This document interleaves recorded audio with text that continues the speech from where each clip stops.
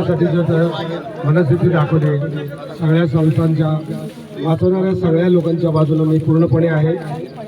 त्यांना आमचा पूर्ण पाठिंबा आहे. महाराष्ट्रातल्या सह्याद्री देवराईच्या आमचे जेवढे पण महाराष्ट्रातले सगळे लोक आहेत त्या सगळ्यांच्या वतीनं आमचा तुम्हाला पूर्णपणे पाठिंबा आहे.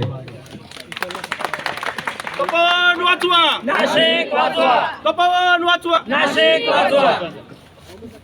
साधू आले गेले मेले त्यांनी मला काय अभ्यास नाही, पण झाडं गेली तर मात्र फार नाशिकांचं नुकसान होईल. त्यामुळे मी झाडांच्या बाजूला आहे, तुमच्या बाजूला आहे. इथलं एकही झाड तुटता कामा नये. मी जो काही अभ्यास केला, जो काही वाचलं ऐकलं त्याच्यावर मला लक्षात असं आलं की इथलं एकही झाड तुटता कामा नये आणि ही सगळी झाडं वाचली पाहिजेत. आपल्याच माणसाने आपल्यालाच फसवलं तर त्यांना आपली कशी म्हणायची.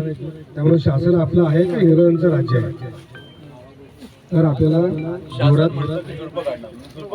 नाही झुडपाची झाडाची आणि झाडांच्या वयाची व्याख्याच अजून माहिती नाहीये.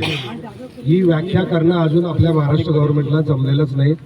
भारतात जमलं की नाही मला माहिती नाही, पण आपल्या देशाचा राष्ट्रीय वृक्ष वड हा आपल्या देशात फक्त भारत सरकारने जास्त तोडलंय. याचं दुर्दैव हे आहे. ही सगळी झाडं जी सगळ्यात जास्त ऑक्सिजन देतात, मोठी पानं असतात ती जास्त कार्बन डायऑक्साईड घेतात आणि जास्त ऑक्सिजन देतात. तर वडाचं झाड हे सगळ्यात महत्वाचं आहे. आता हे वडाचं झाड याच्यावर 500-600 प्रकारच्या प्रजाती जगतात.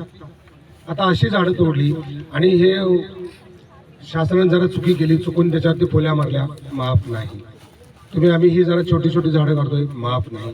झाडाला आणि काशीत कुणी लावलं काय, लेरीसिडिया कुणी लावला काय आणि सुबाबळ झूठ मत बोलो, लोगों को फंसाओ मत, हिडन एजेंडा मत रखो और शांति से अपना राज्य। सर लोगों को क्या आह्वान करना चाहेंगे आप नासिक के? लोगों को ये कहना चाहता हूँ कि इधर एक ही पेड़ नहीं कटने दो और ऐसा कुछ होगा तो आप इधर आइए, हम लोग सब सपोर्ट करेंगे. स्टार न्यूजसाठी मोहसिन पठाण, नाशिक.